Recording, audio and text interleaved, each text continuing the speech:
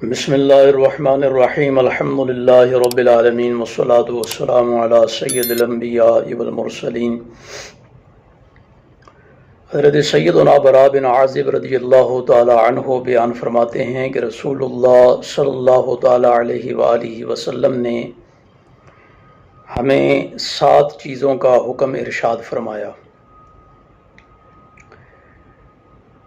اور وہ 7 چیزیں یہ ہیں کہ رسول اللہ صلی اللہ تعالیٰ علیہ وآلہ وسلم نے ہمیں بیمار کی عیادت کرنے کا حکم ارشاد فرمایا، اور رسول اللہ صلی اللہ تعالیٰ علیہ وآلہ وسلم نے جنازے کے پیچھے چلنے کا حکم ارشاد فرمایا، اور چھینکنے والے کے جواب میں یرحمک اللہ کہنے کا حکم ارشاد فرمایا۔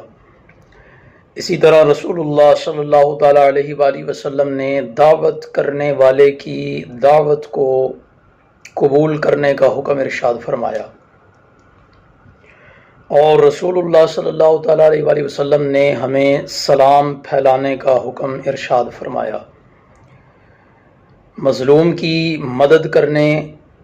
اور قسم کھانے کے بعد کفارہ ادا کرنے کا حکم ارشاد فرمایا۔ اس حدیث مبارکہ میں ان 7 چیزوں کے متعلق ذکر کیا گیا جن کا حکم رسول اللہ صلی اللہ تعالیٰ علیہ وآلہ وسلم نے مسلمانوں کو دیا۔ تو ان میں سب سے پہلی چیز ہے بیمار کی عیادت کرنا۔ تو بیمار کی عیادت کرنا رسول اللہ صلی اللہ تعالیٰ علیہ وآلہ وسلم کی سنت بھی ہے اور حضور علیہ الصلوۃ والسلام کا حکم بھی۔ اور عیادت کے آداب میں یہ بات بھی شامل ہے کہ جب آپ کسی کی عیادت کے لیے جائیں تو وہاں زیادہ دیر نہ رکیں، بس حال احوال پوچھیں اور اس کی شفا کے لیے دعا کریں، اور اگر کوئی تحفہ لے کے جا سکیں تو اس کے بیماری کے مطابق جو چیز اس کے لیے زیادہ مفید ہو، پھل فروٹ وغیرہ، وہ بھی آپ اپنے ساتھ لے کر کے جائیں۔ اور اس کی فضیلت مزید یہ ہے کہ رسول اللہ صلی اللہ تعالیٰ علیہ وآلہ وسلم نے ارشاد فرمایا کہ جب بندہ، حدیث مبارکہ کا مفہوم یہ ہے کہ کسی کی عیادت کے لیے جاتا ہے تو جتنی دیر وہ وہاں رکتا ہے اللہ کے فرشتے اس کے لیے مغفرت کی یا رحمت کی دعا کرتے رہتے ہیں۔ تو اللہ رب العزت کی بارگاہ میں دعا ہے کہ اللہ رب العزت ہمیں اپنے ارد گرد مسلمان بھائی جب وہ بیمار پڑیں، رشتہ دار، دوست و احباب میں سے کوئی، تو ان کی عیادت کر کے اس حکم کی تعمیل کرنے اور رسول اللہ صلی اللہ تعالیٰ علیہ وآلہ وسلم کی سنت کو زندہ کرنے کی اللہ توفیق عطا فرمائے۔ اسی طرح دوسری بات ہے جنازے کے پیچھے چلنا۔ تو جنازے کے پیچھے چلنے کے طریقے جو ہیں وہ مختلف ہیں۔ بعض لوگ کیا کرتے ہیں کہ وہ جنازہ پڑھنے کے لیے ڈائریکٹ جنازہ گاہ پہنچ جاتے ہیں، کچھ رستے میں ساتھ ملتے ہیں۔ سب سے بہترین طریقہ یہ ہے کہ آپ میت کے گھر جائیں، اور گھر سے جب جنازہ اٹھایا جائے تو آپ اس جنازے کے ساتھ چلیں اور ساتھ چلتے ہوئے جنازہ گاہ تک آئیں، جنازہ ادا کریں، اور اس کے بعد آپ واپس آئیں۔ لیکن یاد رکھیں کہ اگر کوئی اتنا کرتا ہے تو اس کے لیے 1 کی رات ثواب ہے، اور اگر کوئی مزید جنازہ پڑھنے کے بعد پھر تدفین کے تمام تر مراحل میں شامل ہوتا ہے یا وہاں جا کر کے کھڑا ہوتا ہے اور تدفین مکمل ہونے کے بعد وہ شخص واپس آتا ہے تو وہ زیادہ ثواب کا حامل ہے، اس کو زیادہ ثواب ملے گا۔ اور کتنا ثواب ملے گا؟ حدیث مبارکہ میں ملتا ہے کہ اس کو 2 کی رات ثواب ملے گا، یعنی جو جنازہ پڑھ کے واپس آ گیا اسے 1 کی رات ثواب ملے گا، جو تدفین کے مراحل مکمل ہونے تک وہیں رہا اور پھر واپس آیا تو اس کو 2 کی رات ثواب ملے گا۔ اب یہ کی رات یہ کیا ہے؟ تو صحابہ کرام رضوان اللہ تعالیٰ علیہ مجمعین نے رسول اللہ صلی اللہ تعالیٰ علیہ وآلہ وسلم سے پوچھا کہ کی رات کیا ہے؟ تو اللہ کے نبی علیہ الصلوۃ والسلام نے ارشاد فرمایا کہ 1 کی رات احد پہاڑ کے برابر ہے، یعنی 1 کی رات اتنا زیادہ ثواب ہے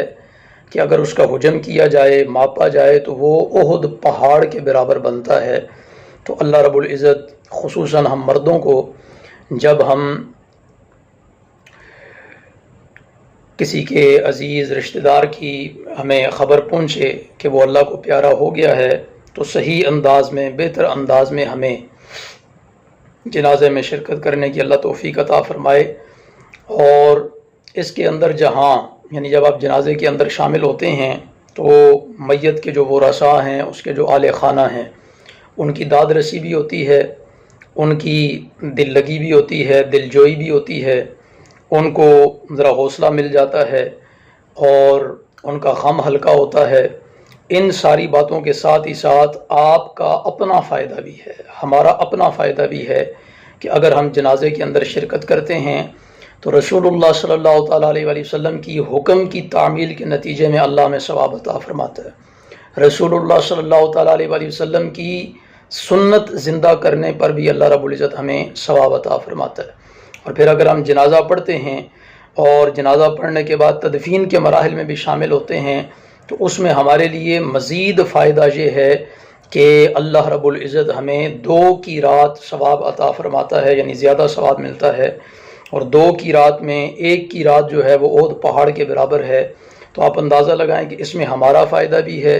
اور دوسرے لوگوں کا فائدہ بھی ہے۔ اور اس پوری حدیث مبارکہ میں انشاءاللہ